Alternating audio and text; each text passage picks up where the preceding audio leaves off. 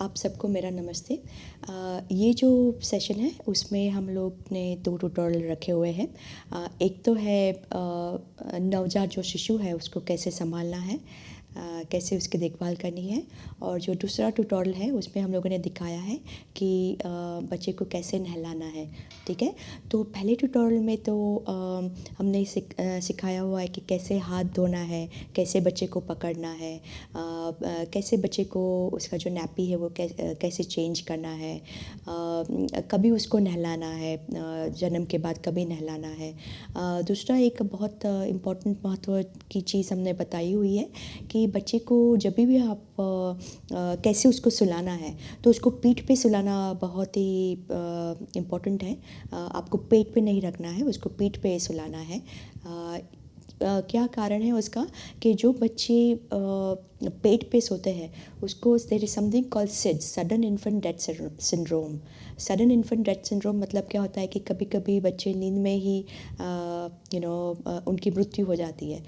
उसको हम लोग सिड्स बोलते हैं। हम लोग को पता नहीं होता है कि क्या हुआ रात में, कैसे बच्चा मतलब उठता ही नहीं है सुबह में। ठीक है, तो उसकी जो मात्रा है वो अगर बच्चे को पीठ पे सुलाया तो ये सिड्स की मात्रा कम हो जाती है, सडन इन्फेंट डेथ सिंड्रोम की मात्रा कम हो जाती है। तो आपको ये ध्यान में रखना है, हम लोगों ने बहुत अच्छी तरह बताया हुआ है ट्यूटोरियल में, तो ये आपको ध्यान में रखना है।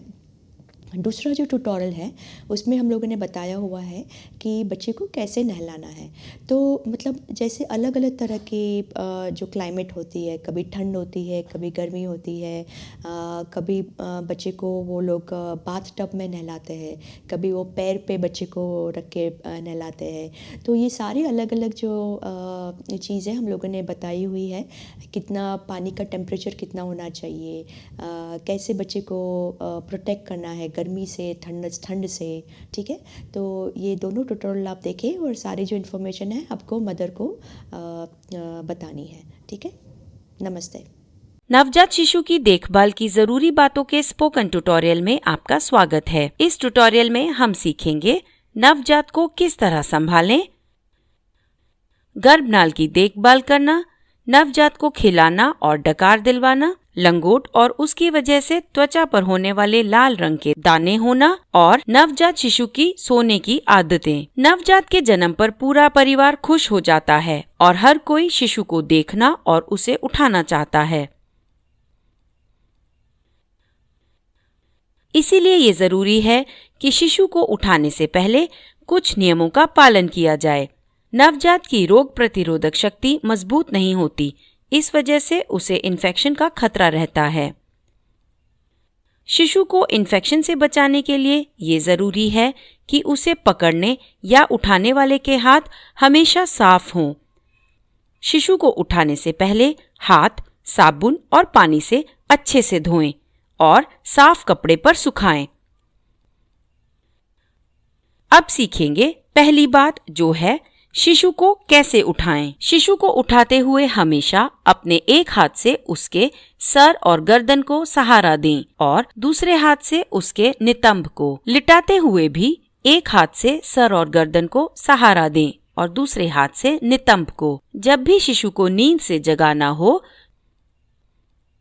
तो उसके पैरों पर गुदगुदी करें या फिर उसे सहारा देते हुए उठाकर बिठाएं या फिर हल्के से उसके कान को छुएं। हमेशा याद रखें कि नवजात शिशु बहुत नाजुक होते हैं। शिशुओं को संभालने से पहले याद रखें कि वो किसी भी तरह के खेल के लिए तैयार नहीं हैं। इसीलिए उसे घुटने पर रखकर ना हिलाएं और ना ही हवा में फेंक कर पकड़ें। कभी भी खेलते हुए या फिर गुस्से में उसे जोर के ना हिलाएं। उसकी गर्दन को अचानक से ना हिलाएं। इन सब से अंदरूनी चोटें लग सकती हैं। अब हम घर पर गर्भनाल की देखभाल करना सीखेंगे। माँ की कोख में गर्भनाल ही शिशु को जिंदा रखता है, पर पैदा होने के बाद गर्भनाल की जरूरत नहीं होती। पैदा होने के कुछ मिनटों में ही जब गर्भनाल धड़कना बंद हो जाए तो उस पर गांठ मार दें।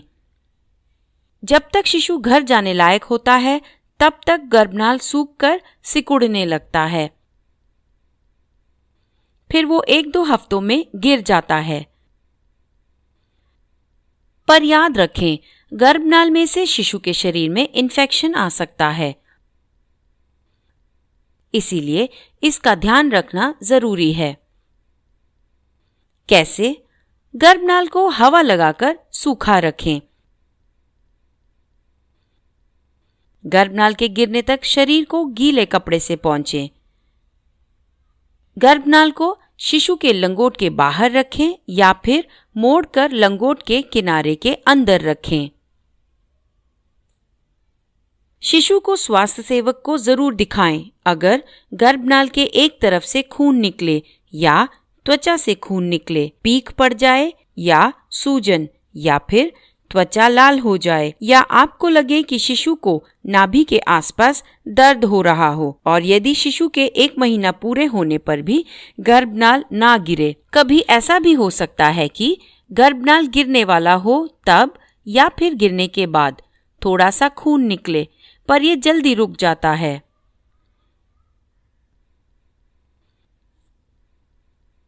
याद रखें, गर्भनाल को कभी भी ना खींचें, ना ही उस पर क्रीम या पाउडर डालें, ना ही उसके गिरने पर त्वचा पर पट्टी बांधें। अब हम पोषण की बात करेंगे कि कैसे शिशु को दूध पिलाया जाए। नवजात को पैदा होते ही 1 घंटे में दूध पिलाएं। पहले 6 महीने सिर्फ मां का दूध ही देना चाहिए। इसके अलावा मां को शिशु के नंगे शरीर को अपने नंगे शरीर के साथ रखना चाहिए और शिशु के भूखे होने के संकेतों को देखना चाहिए। ये सभी बातें इसी श्रृंखला के अन्य ट्यूटोरियल में बताई गई हैं। कभी कभी नवजात शिशु को दूध पिलाने के लिए बार बार जगाना पड़ता है, खासकर समय से पहले पैदा हुए कम वजन के शिशुओं को। अगर एक स्वस्थ या फिर समय से पहले पैदा हुए शिशु को स्तनपान में दिलचस्पी ना हो तो मां को डॉक्टर या स्वास्थ्य सेविका से मिलना चाहिए। स्तनपान करते हुए शिशु हवा भी निगल लेते हैं, जिससे वे चिड़चिड़े हो जाते हैं। ऐसा ना हो इसके लिए हर स्तनपान के बाद शिशु को डकार दिलवाएं। ये इसी श्रृंखला के एक अन्य ट्यूटोरियल में बताया गया है।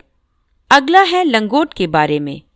जब भी शिशु पेशाब या मल करे तो उसे पीठ पर लिटाकर गंदी लंगोट को निकालें।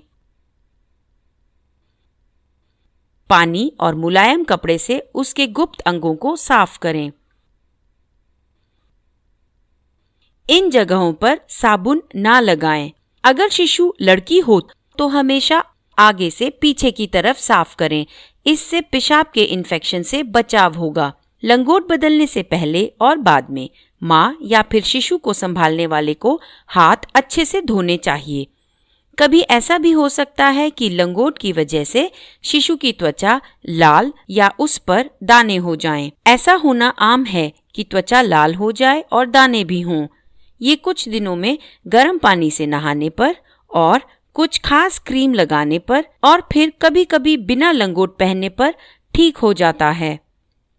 शिशु की त्वचा नाजुक होती है, गीली लंगोट से उसको तकलीफ होती है और त्वचा लाल और उस पर फिर दाने भी हो जाते हैं। इन सब से बचने के लिए शिशु की लंगोट हर पेशाब या मल के बाद बदलनी चाहिए।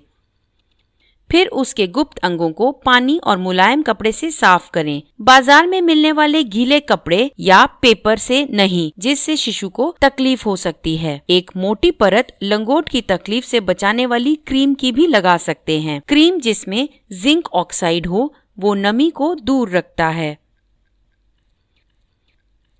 शिशु की लंगोट बिना रंग और खुशबू वाले साबुन से धोएं और दिन में कुछ वक्त शिशु को लंगोट ना पहनाएं, इससे त्वचा को हवा लगेगी।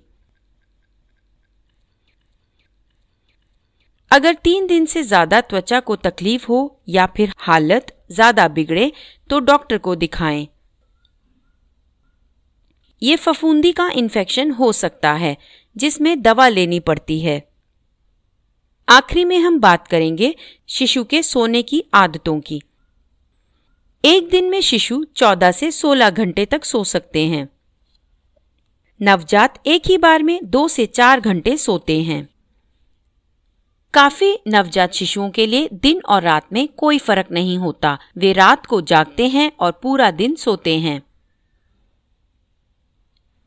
ताकि शिशु रात को अच्छे से सो पाए, ऐसा कुछ न करें कि उनकी नींद खराब हो, जैसे कि कमरे की रोशनी एकदम कम करके रखें और दिन में उन्हें जगा कर रखें, उनके साथ खेलें और बातचीत करें। माँ या शिशु की देखभाल करने वाले को याद रखना चाहिए कि शिशु हमेशा अपनी पीठ पर सोए। इससे अचानक से होने वाली मौत से शिशु बचेगा। सोते हुए बाकी की सावधानियां जो बरतनी चाहिए वे हैं, उनके पालने में कंबल, रजाई, मेमने की खाल, रुई से भरे खिलौने और तकिए ना रखें। इन सब से शिशु का दम घुट सकता है। याद से हर रात को शिशु के सर की स्थिति बदलें। पहले दाएं, फिर बाएं, फिर दाएं और ऐसे हर रोज बदलें। इससे शिशु का सर एक तरफ से चपटा नहीं होगा। नवजात शिशु की देखभाल की जरूरी बातों का यह स्पोकन ट्यूटोरियल यहीं समाप्त होता है। IIT बॉम्बे से मैं बेला टोनी आपसे विदा लेती हूँ। हमसे जुड़ने के लिए धन्यवाद। नवजात शिशु को नहलाने के तरीके के स्पोकन ट्यूटोरियल में आपका स्वागत है। इस ट्यूटोरियल में हम सीखेंगे माँ या शिशु का ख्याल रखने वाले के लिए शिशु को नहलाने से पहले और नहलाने के दौरान की कुछ सुरक्षा टिप्पणियाँ, शिशु को पहली बार कब नहलाया जाए, गीले कपड़े से उसके शरीर को कैसे पोंछा जाए, रोज का नहलाना, पारंपरिक तरीके से नहलाना, पहाड़ों या ठंडे इलाके के शिशुओं को नहलाना और क्रेडल कैप। पहली बार जब हम माँ बाप बनते हैं तो हम सबको शिशु को नहलाने की चिंता रहती है। शिशु को बहुत ध्यान से नहलाना चाहिए। एक भी गलत कदम शिशु को हानि पहुंचा सकता है।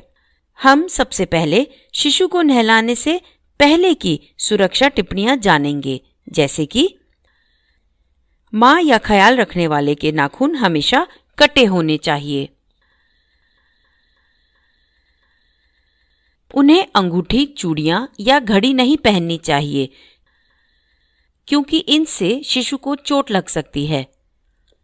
तो शिशु को पहली बार कब नहलाना चाहिए? प्रसव के 48 घंटों के बाद माँ शिशु का शरीर गीले कपड़े से पोंछ सकती है। याद रखें, जब तक गर्भनाल गिर न जाए तब तक गीले कपड़े से ही शिशु का शरीर पोंछें। गर्भनाल के गिरने के बाद माँ या परिवार का सदस्य शिशु को रोज नहला सकता है। पर अगर शिशु का जन्म से ही वजन कम हो तो जब तक वजन 2 किलो तक ना हो जाए तब तक गीले कपड़े से ही शरीर को पोंछें।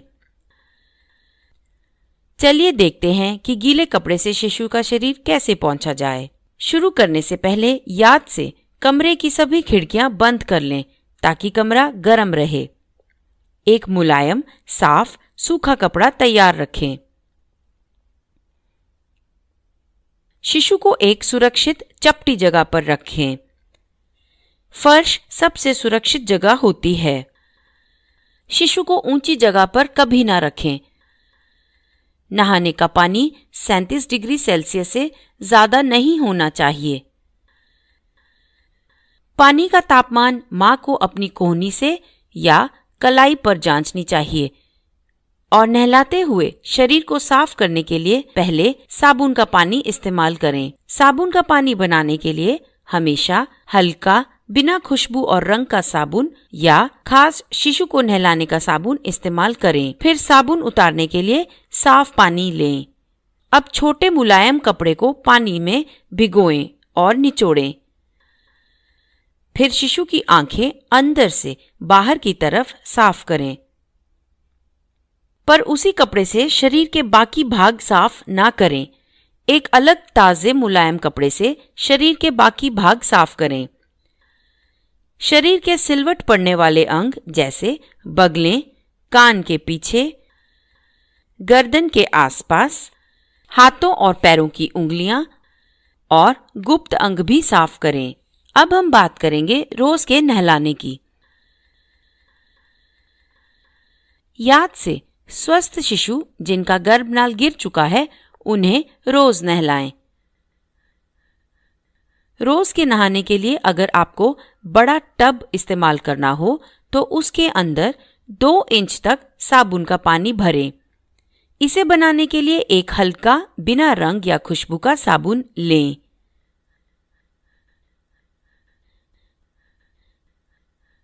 और एक अलग टब में ताज़ा पानी रखें। फिर कोहनी से दोनों टब्बों के पानी का तापमान देखें। तापमान सही हो तो ध्यान से और धीरे से शिशु को साबुन के पानी वाले टब में रखें और हमेशा उसके सर को सहारा दें। शिशु के टब में बैठने के बाद टब में पानी ना भरें। सबसे पहले शिशु का सर एक बिना रंग और खुशबू वाले साबुन या शैम्पू से साफ करें।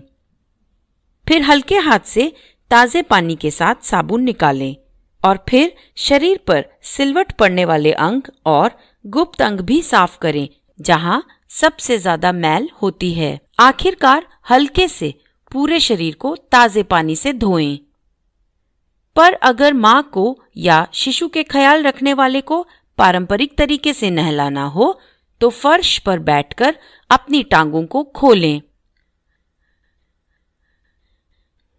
फिर शिशु को टांगों पर रखें। शिशु का सर मां के पैरों की तरफ और शिशु के पैर मां के पेट की तरफ होने चाहिए। अब शिशु नहलाने के लिए सही स्थिति में है। नहलाने के बाद तुरंत शिशु को साफ मुलायम तौलिए से पोंछें। जैसे पहले बताया है, शरीर के सिलवटों वाले भाग को भी पोंछें। पाउडर ना लगाएं, खास शिशु वाला पाउडर भी नहीं। पाउडर से नवजात को सांस लेने में तकलीफ हो सकती है। आंखों में सुरमा और काजल भी ना लगाएं। इससे शिशु के अंदर सीसे का जहर फैल सकता है और उसे इन्फेक्शन भी हो सकता है। अब देखेंगे पहाड़ों और ठंडे इलाकों में रहने वाले शिशुओं की देखरेख। इन्हें गर्भनाल न गिरने तक रोज गीले कपड़े से ही पोंछें। पर शरीर सुखाने के बाद तुरंत मां या ख्याल रखने वाले के बिना कपड़े पहने हुए शरीर के साथ बिना कपड़े पहने शिशु को रखें। इससे शिशु के शरीर का तापमान कम होने से बचेगा। याद रहे, हफ्ते में 2 बार ही शैम्पू करें, नहीं तो सर पर खुश्की हो जाएगी। कभी कभी नवजात के सर की चमड़ी पपड़ी वाले धब्बे या मछली की चमड़ी जैसी हो सकती है। इसे क्रेडल कैप कहते हैं। ये धब्बे लाल भी हो सकते हैं। क्रेडल कैप की चिंता ना करें, ये अपने आप ठीक हो जाएगा। इसे इलाज की जरूरत नहीं होती। खास शिशु के सर पे लगाने वाला तेल इस पपड़ी को मुलायम कर सकता है, पर पपड़ी पर थोड़ा ही तेल मलें। ज्यादा तेल से हालत खराब हो सकती है। फिर 2 से 3 घंटों बाद हल्के शैम्पू जिससे आंसू ना निकले उससे शिशु का सर धोएं और 1 घंटे बाद हल्के से मुलायम कंघी से बाल बनाएं। पपड़ी को कभी भी ना खींचें, नहीं तो शिशु को चोट लग सकती है या फिर इन्फेक्शन भी हो सकता है। शिशु को नहलाने के तरीके का ये स्पोकन ट्यूटोरियल यहीं समाप्त होता है। IIT बॉम्बे से मैं बेला टोनी आपसे विदा लेती हूँ। हमसे जुड़ने के लिए धन्यवाद।